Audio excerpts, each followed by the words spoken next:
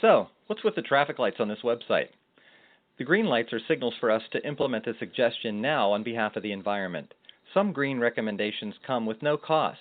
For example, turning off our monitors when we go home saves electricity with no corresponding cost. So, the green light means do it now. The yellow light signals that some planning and some cost is involved. Implementing the change positively impacts the environment and may reduce other costs, but we have to spend to save. The red light signals that we must be opportunistic and implement only when the time is right. There will be a cost, which can be partially offset if an alternate expense is avoided. When deciding on when to implement yellow and red light initiatives, it helps to look at a bell curve, which was first developed by Everett Rogers in 1962. This curve helps guide our decisions on what to buy and when to buy new technology. Our own personalities affect our appetite for new technology. Rogers divides us into 5 categories according to our openness to change. Innovators and early adopters are generally dissatisfied with the status quo and assume the change is for the better.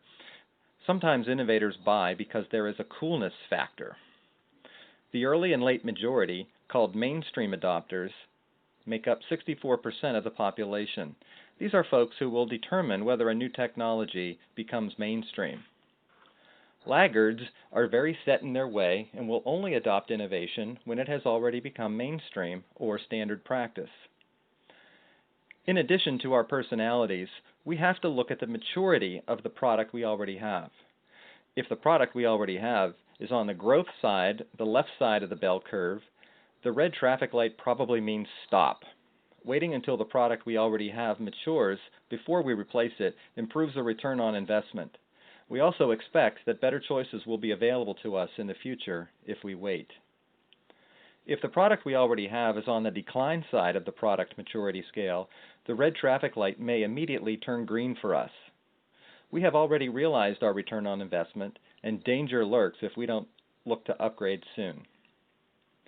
If we are feeling pain due to dissatisfaction with the product we already have, we have to look seriously at new technology just to relieve that pain.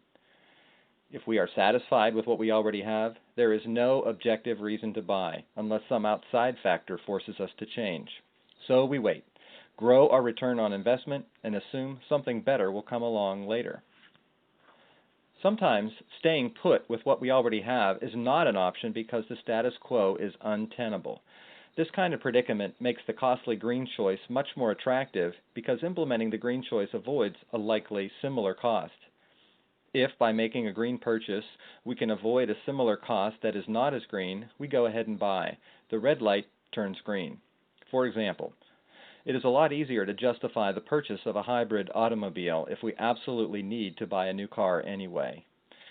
If we need to buy a new car, maintaining the status quo is no longer an option. The real choice is between a hybrid and a conventional engine. We only need to justify the difference in cost. Lastly, if we can gain a competitive advantage by employing the new technology, the red light may immediately turn green. We go ahead and buy. To summarize, if we can realize a cost savings or a competitive advantage, or if the cool factor overwhelms us, we buy. One affirmative answer usually means we buy now.